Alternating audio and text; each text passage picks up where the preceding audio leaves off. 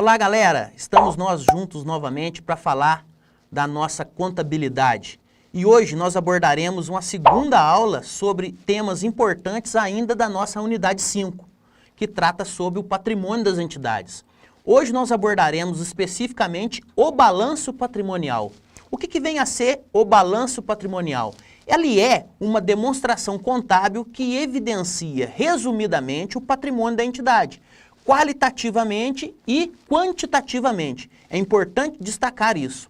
O esquema do balanço patrimonial é comumente utilizado, ele é dividido em duas colunas. De um lado esquerdo nós temos o lado denominado ativo e do lado direito, que é denominado passivo e o patrimônio líquido das empresas. Editor, coloca o esqueminha aí do balanço patrimonial para a moçada ver como é que funciona.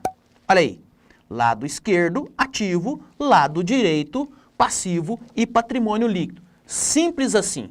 Do lado do ativo, o que nós temos? O conjunto de bens e direitos, já vimos na aula anterior.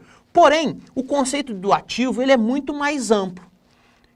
Registros trazem que o benefício econômico futuro incorporado a um ativo é o seu potencial em contribuir direta ou indiretamente para o fluxo de caixa ou equivalentes de caixa da entidade. Ou seja, tudo aquilo que é registrado no ativo precisa necessariamente gerar riqueza para a empresa através da geração de fluxo de caixa ou de equivalente de caixa.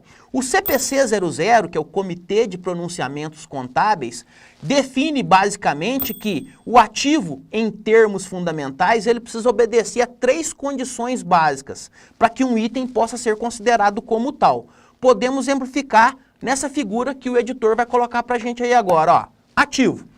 Para ser um item para ser considerado ativo, ele precisa atender essas três premissas básicas aí, ó. A primeira premissa, deve ser controlado pela entidade. É fundamental para que ele seja controlado pela entidade. Segunda condição, ele tem que ser resultados de eventos passados. Também é uma condição que precisa ser atendida. E terceiro e último, e não menos importante que as outras, é que ele precisa gerar benefício futuro.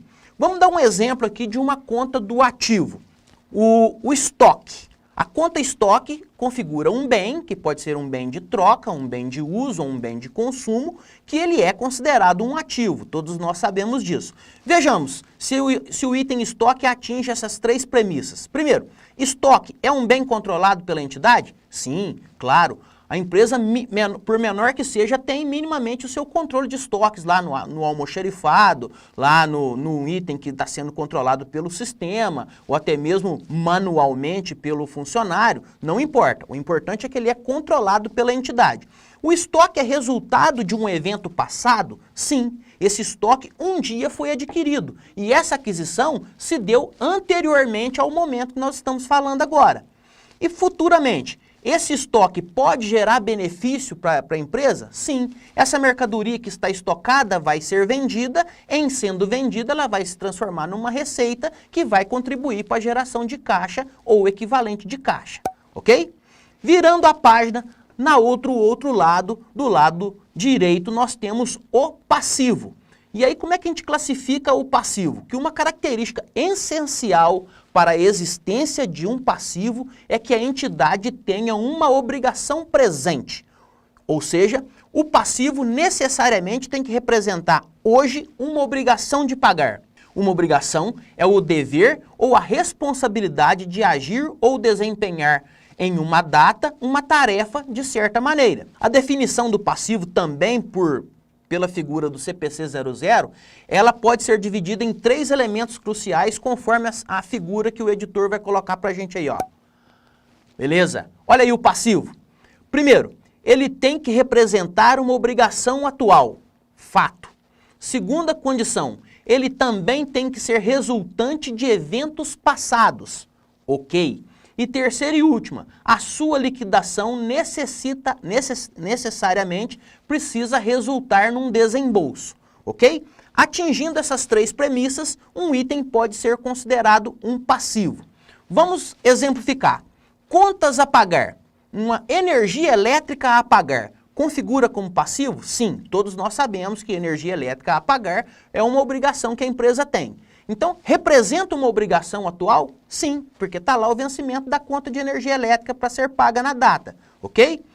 Ele é resultante de um evento passado? É óbvio, para que tenha havido a conta de energia elétrica, tem que ter havido previamente o consumo dessa energia. Beleza. E a liquidação dessa obrigação resulta num desembolso? Sim. No vencimento, a empresa quitará a obrigação com o terceiro, no caso a energia elétrica, e diminuirá do seu ativo, quer seja caixa, quer seja banco, o valor equivalente. Daí, classificadas as três condições, um item pode ser considerado como patrimônio líquido. Depois, como passivo. O patrimônio líquido propriamente dito.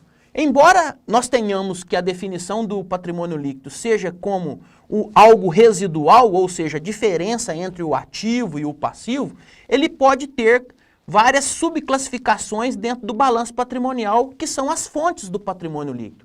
Primeira fonte é o capital, aquele que é investido pelos sócios na fase de constituição da empresa.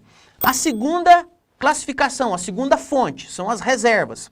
São as parcelas do lucros que vão sendo apurados pela empresa que ficam retidas para uma determinada finalidade, ora por uma obrigação legal ou ora por uma decisão gerencial da empresa.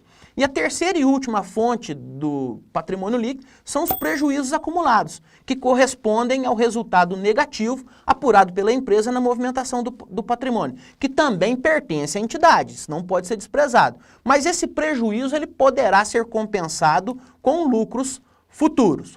Na nossa próxima unidade, nós trataremos da posição econômica. E aí nós veremos que como que vai fazer com que o conjunto desses bens e direitos e obrigações sejam sempre equivalentes. É em função da apuração do resultado econômico, tema da nossa próxima aula. Até lá, um forte abraço.